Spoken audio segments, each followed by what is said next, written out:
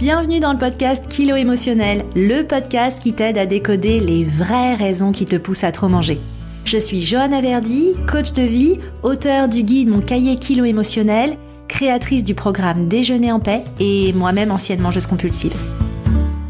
Si la nourriture te rend dingue, si tu te jettes sur la bouffe à la moindre contrariété, si tu rêves de perdre du poids mais que tu es incapable de tenir un régime plus de 2 jours ou 2 heures consécutives, tu es au bon endroit. Avec ce podcast, je vais te montrer comment sortir de l'obsession alimentaire et faire la paix avec ton assiette et ta balance pour que tu puisses enfin consacrer ton énergie à ce qui compte vraiment. Hello et bienvenue dans ce nouvel épisode. Alors on est au mois de mars, mais je me suis rendu compte qu'au mois de février, j'étais passée à côté d'un truc fondamental. La Saint-Valentin, les relations amoureuses, les relations de couple, un sujet qui est tellement central quand on se parle d'alimentation émotionnelle. Parce qu'on va pas se mentir, ce cliché de la nana en larmes avec d'un côté son paquet de mouchoirs et de l'autre son pot de glace, sa tablette de chocolat ou sa bouteille de vin, on l'a tous en tête. Et évidemment, c'est assez logique, on se parle de faim émotionnel ici. Oui, le cœur fait manger. Mais les chagrins du cœur surtout, et j'ai envie de dire même les chagrins du cœur, ils nous font pas manger, ils nous font bouffer, ils nous font tout dévorer, ils nous rendent insatiables. L'épisode d'aujourd'hui, il est fait pour toi que tu sois célibataire ou en couple, parce que finalement, aujourd'hui, peut-être que tu manges parce que t'es célib et que tu te sens seul, peut-être que tu manges parce que tu désespères, tu ne trouves pas le prince charmant, ou alors parce que celui que tu croyais être ton prince charmant ne répond plus à tes textos, mais peut-être que tu manges aussi parce que celui que tu as un jour vu comme ton prince charmant et qui est devenu finalement ton partenaire, on va dire, stable dans la vie, peut-être que lui et toi, vous êtes en train de survivre à une relation de couple compliquée, conflictuelle, peut-être que vous survivez aussi à votre vie de famille depuis que vous avez des enfants. Bref, que tu sois en couple ou pas, le fait est que quand ton cœur n'est pas nourri, t'as pris l'habitude de te réfugier dans la bouffe. Mais paradoxalement, l'amour, la relation amoureuse, c'est aussi la féminité, la séduction et l'attraction. Et finalement, comment séduire si on est en surpoids, en obésité ou simplement si on se sent trop grosse? Est-ce que trouver l'amour, c'est toujours possible? Est-ce qu'il va encore m'aimer si je grossis? Est-ce qu'il va me tromper avec une femme plus jeune et plus mince?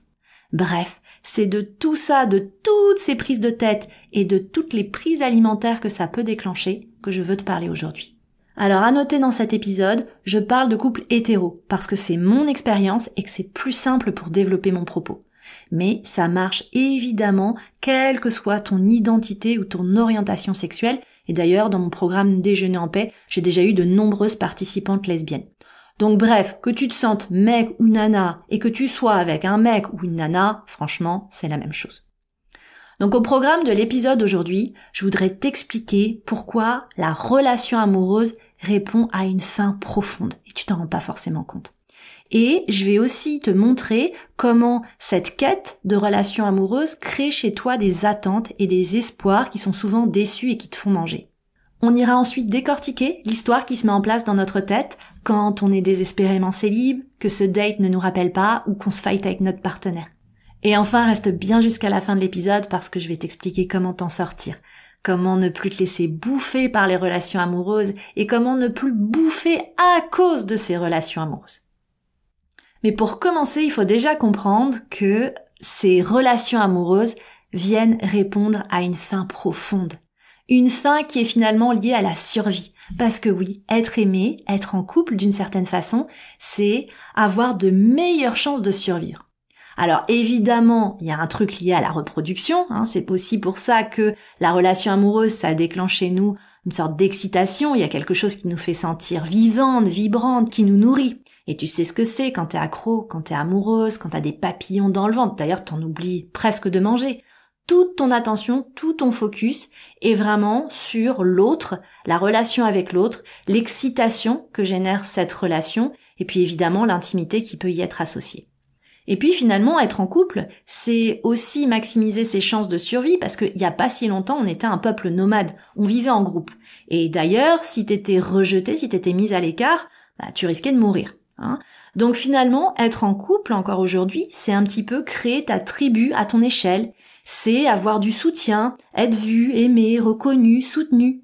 Et d'ailleurs, une parole qu'on entend très souvent dans les mariages, C'est cette fameuse phrase « Je te promets de t'aimer et de te chérir, dans la joie comme dans la peine, dans la richesse comme dans la pauvreté, pour le meilleur et pour le pire. Je te promets de t'aimer et de te chérir jusqu'à ce que la mort nous sépare. » Donc tu vois comment cette phrase, qui est quand même iconique, instille déjà l'idée que ton compagnon sera ton compagnon de fortune et d'infortune. Donc ça vient vraiment appuyer en nous le sentiment de sécurité associé avec le fait d'être en couple. Et puis du coup, être en couple, au fil du temps, c'est aussi devenu une convention sociale, comme si c'était une étape normale de la vie. Tu grandis, tu fais des études, tu décroches un boulot, tu rencontres un mec, vous achetez une maison, vous faites un enfant.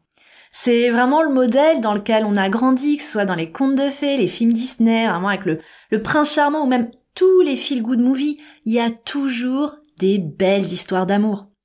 Donc, non seulement c'est quelque chose qu'on veut par projection, mais aussi parce que ça vient répondre à un sentiment d'appartenance. D'une certaine façon, si je suis en couple, je viens cocher les cases des conventions sociales. Mais comme toutes les conventions sociales, tu le sais, à un moment, qui dit convention dit pression sociale, avec tout le monde qui te demande « Alors, toujours célib ?» Ou alors, t'es en couple et t'arrives seule à une soirée et les copains ils te disent « Alors, Eric il est pas là ?» Comme si toi toute seule tu suffisais pas. Et puis ensuite, quand Eric arrive à la soirée, tu peux pas échapper à la question suivante. « Bon alors, les enfants, c'est pour quand ?» Donc, d'une certaine façon, filer le parfait amour, c'est une façon d'avoir la paix par rapport à ton entourage et se débarrasser de certaines questions. Mais tu le sais, quelles que soient les étapes de ta vie et de ta relation amoureuse, bon, de toute façon, ça ouvre la porte à d'autres questions qui peuvent de nouveau te mettre une pression sociale. Et puis au-delà de la pression sociale, la relation amoureuse soulève parfois la question de la pression sur ton apparence. Et t'as peut-être entendu des phrases depuis ton plus jeune âge du type « Oh là là, t'es trop grosse, personne ne voudra jamais de toi, tu trouveras jamais de mari » ou alors « Les hommes n'aiment pas les femmes fortes » ou alors « Ah, tu es si jolie, si seulement tu perdais un peu de poids, tu plairais à tous les garçons ». Et du coup, tu t'es peut-être convaincu toi-même qu'il faut perdre du poids pour trouver l'amour. Pour attirer l'amour et le faire durer, il faut que tu sois le plus mince possible. Mais en réalité, cette façon de voir les relations amoureuses, ça crée des projections qui sont fausses et qui te font tout dévorer parce que finalement, elles créent beaucoup d'attentes et beaucoup d'espoirs déçus. Pourquoi ? Parce qu'il y a une partie de toi qui se sent pas complète seule. Et une partie de toi qui se sent pas assez si elle est seule. Et t'as peut-être en tête une petite voix qui te dit « Ah, un partenaire, un bon partenaire va venir combler mes manques. Mon partenaire va venir me divertir si je m'ennuie. Il va m'aider à m'apaiser quand je serai en colère. Il va me rassurer quand j'aurai peur. » Donc tu vois, ça crée une source d'attente quand tu l'as pas. Et du coup, si t'es célib, t'attends aussi peut-être désespérément cette relation pour enfin vivre, voyager, acheter un appart, sortir ou t'inscrire à ce cours de danse dont tu rêves. Et peut-être qu'il y a cette petite voix en toi qui te dit que pour trouver l'amour, il faut que tu perdes du poids. Je peux pas plaire si je suis grosse. Et ça, tu le sais, ce genre de petite voix toxique, paradoxalement, ça t'aide pas à maigrir. Au contraire, ça te fait bouffer. Et tu sais, si t'es célibataire aujourd'hui, sois pas jalouse de celles qui sont en couple, parce que quand on est une mangeuse émotionnelle, finalement, toutes les opportunités sont bonnes pour se jeter sur la nourriture, et le chaos, on peut aussi le créer d'une autre façon. Et ce qui se passe souvent quand on est en couple, c'est qu'on se retrouve aussi à être éternellement déçu. Pourquoi ? Parce qu'en fait, quand on est une mangeuse émotionnelle, on a souvent une vision transactionnelle de la relation. C'est-à-dire, nous on donne et on vit dans l'espoir de recevoir en retour. Le problème, c'est que nous, quand on donne vraiment beaucoup parce qu'on est très très très généreuse, on fait passer les autres avant nous, donc on donne tout. Et on est aussi très perfectionniste et très dans l'attente. On a envie d'être vu, aimé, valorisé. Donc, si l'autre ne nous donne pas à la hauteur de nos espérances, vraiment, ça nous met au fond du trou. On se sent tout de suite en insécurité, on se sent rejeté. Et il faut que tu aies en tête que ton corps aujourd'hui, il réagit au stress et à la peur du rejet finalement de la même façon que le corps de la femme préhistorique. Qu'on le veuille ou non, notre génétique, elle n'a pas vraiment changé au cours des derniers millions d'années. Et ton corps, il fait pas la différence entre Purée, Eric, il a pas sorti les poubelles, franchement j'en ai marre, je me sens vraiment rejetée, humiliée, pas respectée, il m'aime pas. Et je risque de mourir de froid ou de faim. Donc les mécanismes qui se mettent en place derrière sont les mêmes. Au niveau physiologique, tes mécanismes de protection et de survie font en sorte de te faire manger pour te faire grossir ou te faire garder ce poids qui est susceptible d'assurer ta sécurité. Et puis, sur le plan émotionnel, le fait qu'Eric, il ait pas sorti les poubelles, ça vient réveiller aussi des vieilles blessures sur le fait de ne pas te sentir respecté, entendu, valorisé. Tu vois? Donc c'est vraiment comme un millefeuille avec différents facteurs physiologiques et émotionnels qui se superposent. Et la conséquence, c'est toujours la même. Tu te jettes sur la bouffe, et cette peur d'être rejeté, cette peur aussi de grossir, c'est ça qui te fait manger encore plus. Donc tu vois, célibataire ou en couple, finalement, ce qui t'anime aujourd'hui, c'est des peurs. Souvent la peur donc d'attirer ou de garder ce conjoint, de continuer de plaire, de séduire. Cette notion de comparaison, de concurrence, c'est finalement le chemin direct vers le pot de glace ou la tablette de chocolat ou le paquet de gâteaux. Mais si on prend les choses avec un peu de recul et qu'on se trompe pas de cible et qu'on commence à regarder le problème là où il est, on se rend compte qu'en réalité, tout ça, c'est juste déclenché par une chose. Une histoire que tu te racontes dans ta tête. Si par exemple t'es célib, l'histoire, ça peut être « je ne suis pas digne d'être aimé ». Personne ne me comprend, personne ne me voit, personne ne m'aime, personne ne me témoigne d'intérêt. Je resterai toujours seule. Je suis trop grosse, c'est à cause de mon poids. Je ne suis pas une bonne personne, je n'ai pas de valeur. Et si t'es en couple, t'as peut-être aussi une histoire dans ta tête qui ressemble à « j'ai déjà de la chance qu'un homme s'intéresse à moi et soit avec moi. Je n'ai pas le droit de me plaindre. C'est moi qui suis trop exigeante. » Ou alors « je suis coincée, je suis prisonnière, je n'ai pas le choix que de rester dans cette relation, peut-être pour des raisons financières, à cause de nos enfants, à cause de responsabilités ou d'engagements qu'on a en commun. » Et tu vois, je t'invite vraiment à te poser la question de quelle histoire se raconte dans ta tête avant la prise alimentaire. Parce que si tu prends le temps d'accueillir ce que tu ressens, tu vas commencer à être capable de distinguer cette histoire. Et comment tu t'en sors de tout ça? Clairement, pas en mangeant le pot de glace, pas en dévorant la tablette de chocolat, pas en te flagellant non plus. Mais en te rendant compte de 4 choses. La première, c'est que tu es complète. Ouais, t'es complète telle que t'es. Et en vrai, t'as pas besoin d'un partenaire pour ça. Même si on te dit souvent que t'as trouvé ta moitié ou que tu dois chercher ta moitié, c'est faux. C'est un abus de langage. Tu es complète comme tu es. La deuxième chose, c'est que les humains sont attirés par d'autres humains de toute corpulence depuis toujours. Que tu me crois ou pas. Alors, je suis pas là pour te convaincre que c'est aussi facile ou plus facile quand t'es grosse ou quand t'es en surpoids. Je t'en ai parlé dans l'épisode 45 précédent, je ne suis pas body positive. Et je ne vais pas mettre des œillères sur le fait que quand t'as parfois une corpulence, tu peux ne pas plaire à tout le monde. Mais ce n'est pas parce que tu ne vas pas plaire à tout le monde qu'il n'y aura pas des personnes auxquelles tu plairas. Et je peux te dire que parmi les participantes de mes programmes, j'ai un paquet de femmes en surpoids et en obésité qui filent le parfait amour. Et j'ai aussi des femmes incroyablement minces qui restent complètement engluées sur le sujet à cause de leurs croyances sur le fait qu'elles sont toujours trop grosses pour trouver l'amour. La troisième chose dont je veux que tu aies conscience, c'est que si tu maigris juste dans le but d'attirer un homme, déjà tu risques d'attirer la mauvaise personne et tu le fais pour les mauvaises raisons. Tu vas te rajouter une pression supplémentaire. Qu'est-ce qui se passera le jour où ton poids va varier? Qu'est-ce qui se passe le jour où tu vas reprendre du poids? Est-ce que tu vas te mettre à paniquer parce que l'autre risque de te quitter? Ou est-ce que tu risques de te prendre des commentaires de ce partenaire en te disant « Oh là là, mais t'as grossi, qu'est-ce qui se passe? Je te reconnais pas, je t'aime pas comme ça. » Est-ce que c'est vraiment ce type de relation que tu veux? Et puis enfin, quatrièmement, je pense que c'est vraiment le point le plus important. Il faut que tu aies en tête que en amour, comme dans la vie, tu ne peux pas tout contrôler. Et ton poids n'y changera rien. Et on va pas se mentir, l'humain déteste l'imprédictabilité. Et toi, ce dont tu rêves, c'est juste de savoir, même si par exemple aujourd'hui t'es célib, tu veux bien attendre.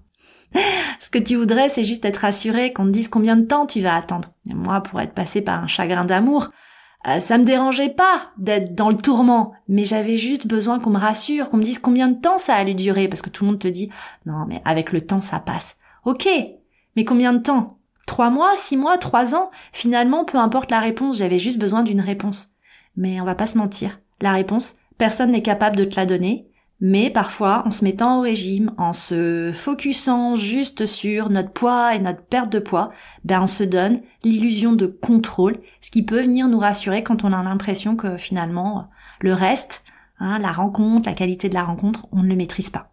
En revanche, il se peut aujourd'hui que tu aies aussi un désir contradictoire. Peut-être qu'il y a une partie de toi qui veut attirer un partenaire, mais une autre partie de toi préfère garder les hommes à distance. Pourquoi? Peut-être parce que tu as eu une mauvaise expérience du désir masculin, de l'intimité. Peut-être que tu as eu une entrée dans la vie sexuelle compliquée. Peut-être même que tu as été victime d'abus, d'attouchements, de harcèlement. Peut-être que tu as subi des commentaires sur ton physique, sur tes courbes. Et du coup, aujourd'hui, tu te protèges avec une couche de graisse. C'est une façon finalement de mettre les autres à distance, surtout les hommes. Et paradoxalement, si tu penses que tu trouveras quelqu'un quand tu maigriras, ton subconscient va tout faire pour te garder grosse. Parce que il a intégré que être mince, c'est attirer les regards, attirer le désir, et ça te fait très très peur. Et puis, si tu es en couple, tes kilos en trop peuvent aussi être une barrière, une façon de mettre ton partenaire à distance. Et on le voit notamment pour les femmes en postpartum après un accouchement, les kilos en trop sont parfois une excuse à la reprise d'une sexualité qui n'est pas forcément souhaitée. Les kilos en trop, c'est parfois une façon de punir l'autre. Tu ne me donnes pas ce dont j'ai besoin, donc je te mets à distance, je te punis, je me rends moins désirable pour toi, et encore une fois, ça peut être lié aussi à une façon de repousser l'autre et de repousser l'intimité. Donc tu vois, les sujets dont je te parle ici, je le sais, ils sont hautement sensibles. Mais c'est une invitation à commencer à regarder au bon endroit et à te poser les bonnes questions. Et si ce sujet résonne en toi et que tu veux aller plus loin, je ne peux que t'inviter à aller explorer mon atelier Kilo Protection, qui est un atelier de 2 heures à la demande, un atelier qui est disponible sur mon site internet johannaverdi.com. Je te mettrai évidemment le lien dans les notes de cet épisode. Ça te permettra d'aller explorer plus en profondeur les mécanismes inconscients qui aujourd'hui te poussent à l'autosabotage et qui n'ont juste pas envie que tu perdes du poids.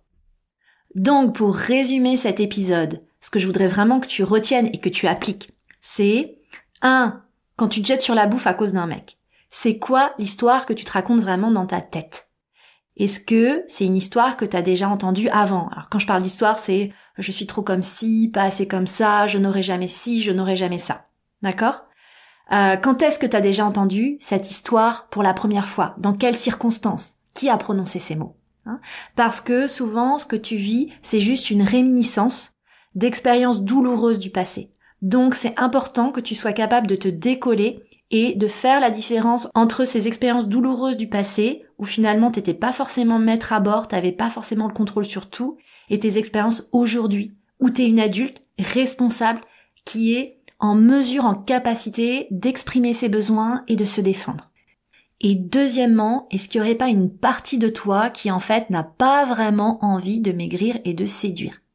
Est-ce qu'il n'y a pas une partie de toi qui ne se sent pas en sécurité dans sa féminité? Parce que tant que tu as ces blocages et ces mécanismes d'auto-sabotage, ça sera très compliqué pour toi de faire rimer relations amoureuses épanouissantes et relations saines avec la nourriture. Voilà, j'espère que cet épisode t'aura donné envie de réfléchir à où tu en es dans tes relations amoureuses et te permettra de commencer à regarder au bon endroit, c'est-à-dire pas au niveau de tes compulsions alimentaires, mais vraiment au niveau de tout ce narratif intérieur. Si tu as aimé l'épisode, si tu aimes le podcast, continue de le soutenir avec des étoiles. Donc sur Spotify, tu cliques sur les 3 petits points, évaluer cette émission, tu viens mettre des étoiles, ou sur Apple Podcast. N'hésite pas à venir mettre un commentaire, c'est ce qui permet vraiment d'envoyer le message tout simplement aux plateformes d'écoute que cette émission mérite d'être écoutée et mérite d'être mise en face des oreilles de celles et ceux qui en ont le plus besoin.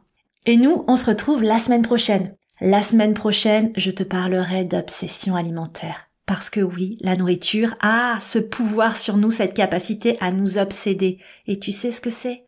Quand il reste une part de gâteau au frigo, que tu essayes de te concentrer, mais que tu ne peux pas penser à autre chose que cette putain de part de gâteau. Ce sera le sujet de l'épisode la semaine prochaine. On ira explorer est-ce que finir ce qui reste est vraiment la solution pour ne plus y penser. Je te remercie pour ta présence et je te donne rendez-vous au prochain épisode.